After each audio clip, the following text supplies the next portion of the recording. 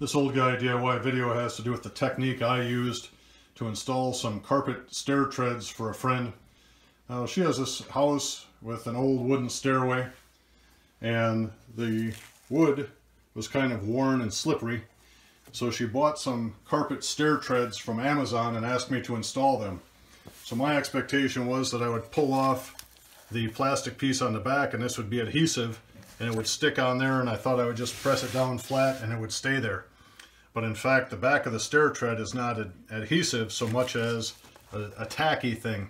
So when someone steps on it or there's a load of some type on it, it engages with the wood beneath it and it doesn't go anywhere, but it doesn't have tape or glue that holds it down permanently. So the technique I used to install this was looking at the old stairway here. I figured things are not perfectly square, but I'd like it to look halfway decent. So I made a little spacer. I just measured from one side of the stair to the other side of the stair, and then I took the length of the carpet tread and subtracted that from the overall length divided by 2, and I got a dimension that would set the edge here on the left side.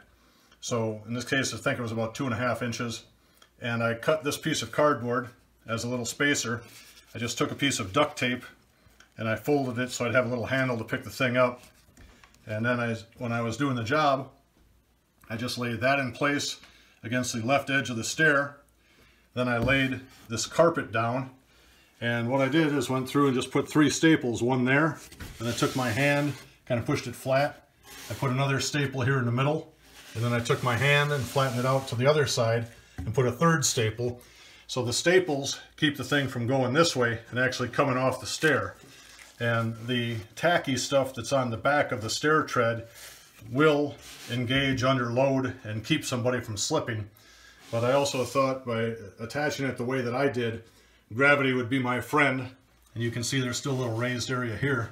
But over time, this thing will just lay down flat and it should be there and it'll be happy. And if she decides she wants to go with some other treatment later or replace anything, it's a matter of just picking this up, pulling out 3 staples, and she's back to the condition that she had before.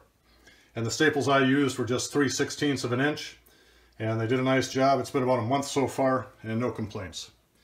So I hope this little idea helps you, and have a great day.